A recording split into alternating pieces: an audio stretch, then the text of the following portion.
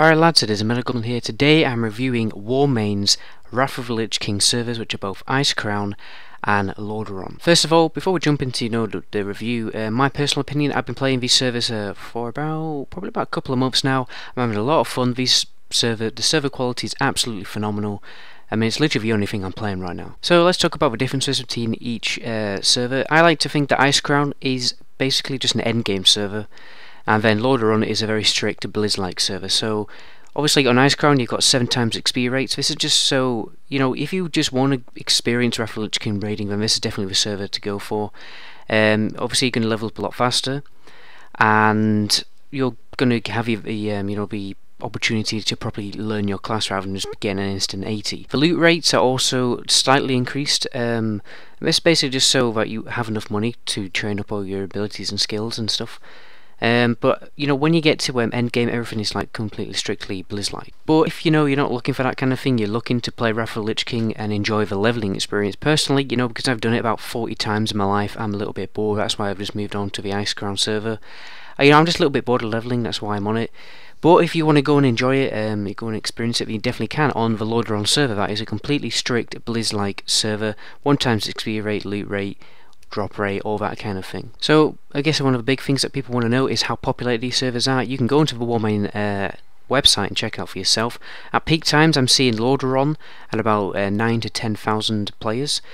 On Icecrown I'm seeing at peak times about 12,000, and that's normally a queue of about 1,000 to 2,000 people, so about 14,000 people are trying to get onto and play Icecrown at once.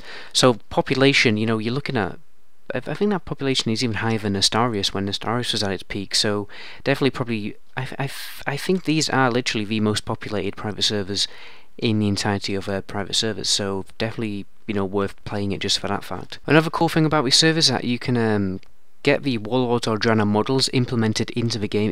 Basically, you're going to be playing WOD models in Wrath of the Lich King, which is pretty cool. Another thing to note about Lordaeron is that the random dungeon finder is removed, so it isn't strictly Blizz-like, and there's also a global chat.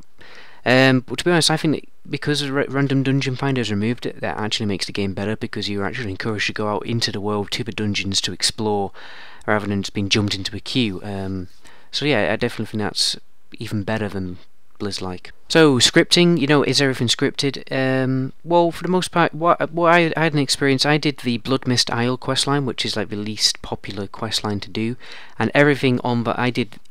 Basically every single quest on the Bloodmist Isle when I was first leveling my warrior, and everything was completely fine. I managed to do all the quests.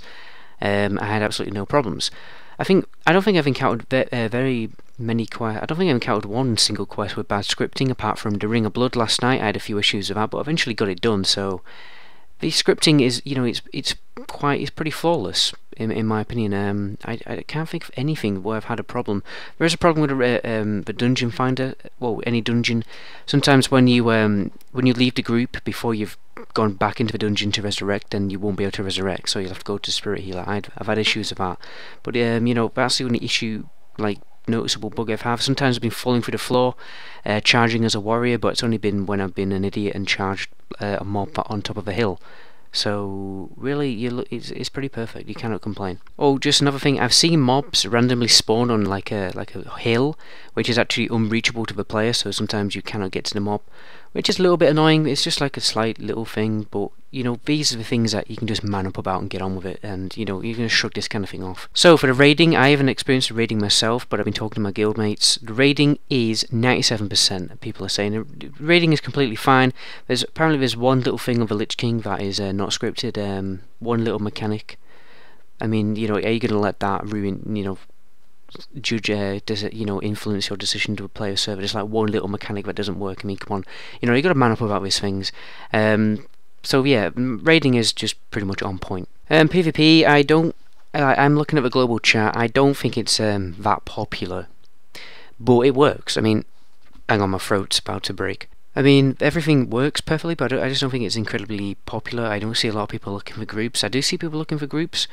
There's probably, I don't know how it is, but I mean, it's completely playable.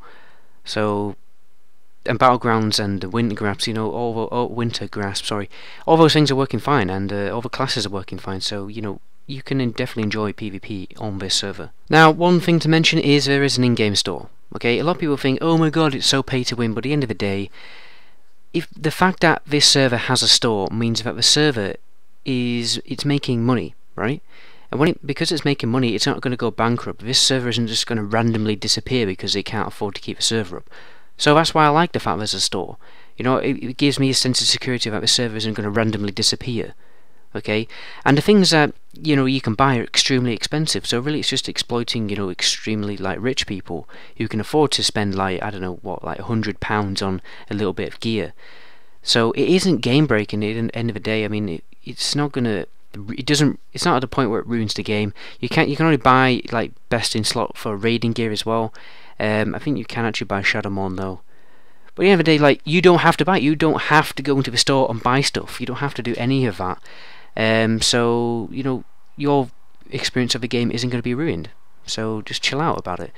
Another thing, you can trade characters now. You can go and buy an account in the Warmane store, which is kind of cool. I've been tempted to do that a few times, and you can trade characters, or you can sell. You can go up to level 80 and sell characters and stuff like that as well. I think that's a cool feature. I think that should be implemented into the main game, to be honest. Maybe not. But you know, sometimes you just don't want to do the leveling, and that's fair enough. But anyway, lads, that's where I'm going to leave this review. My name in the game is Metagoblin, so if you want to do dungeons, you want to do raiding with me, then feel free. I mean, I'm always up for just hanging out with the fans and stuff, and giving a bit back to you guys. So anyway, my name is Metagoblin. Until my next video, ciao.